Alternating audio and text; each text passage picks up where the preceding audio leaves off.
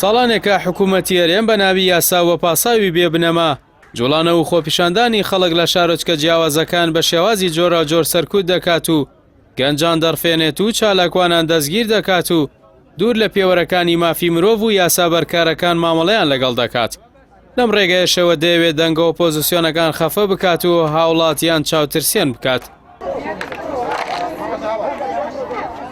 دوای تێپەڕینی ماوەی 2 ساڵ بەسەر دەستگیرکردنیاندا بە تۆمەتی ئەنجامدانی خۆپیشاندان ڕۆژی چوارشەممە 14 کانونی یەکەم ئاریەکە لە محەممەد ناجی، گۆڤار تاڕق، نێچیروان بەدیع، یوسف شەریف و ئەمجەد یوسف ئازاد کران.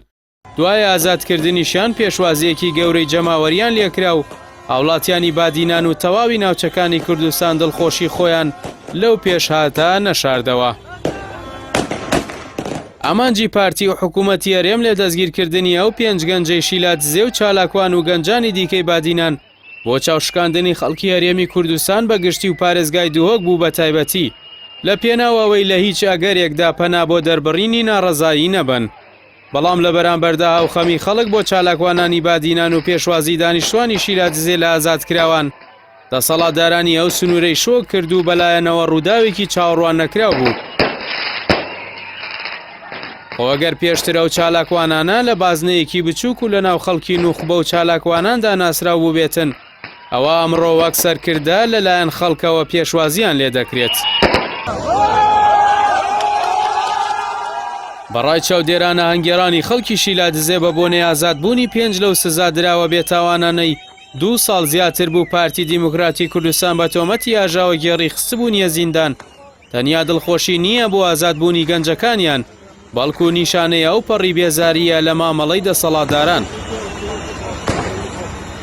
ئەم پارچەکردارە بەڵگەی ئەوەیە هەرچەندە بەرپرسانی یەکێتی و پارتی ساڵانێک هەوڵی شکاندنی ئیرادەی خەڵک و سەپاندنی ئیرادەی زۆرداری خۆیان دەدەن، بەڵام سەپاندنی ئیرادە شکستی هێناوە وڵاتیان تا ئێستا خۆیان ڕادەستی ویستە پاوەندخوازیەکانی ئەو دوو حیزبان نەکردووە. ناحیەی شیلاتزێ سەر بە قەزای ئامێدیە لە پارێزگای دووهۆک. ئەڵکەوتەی جوگرافی ئەم شارۆچکەیە بە جۆرێکە تەنیا 30 کیلۆمەتر لە گوندی بارزانەوە دوورە.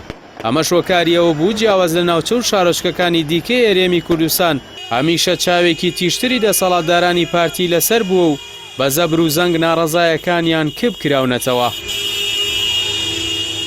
دڵخۆشی خەڵکی شیلاتزێ پەرچەکردارێکی ڕاستەوخۆیە بۆ سیاسەتە بنەماڵەی و حیزبیەکانی دەسەڵاتدارانی هەرێم و ئاماژەیەکی ڕوونیشە بۆ ئاوابوونی خۆری حکومڕانی خۆسەپێنی پارتی و یەکێتی و پڕبوونی جامی تووڕەی هاوڵاتیانی هەرێمی کوردستان.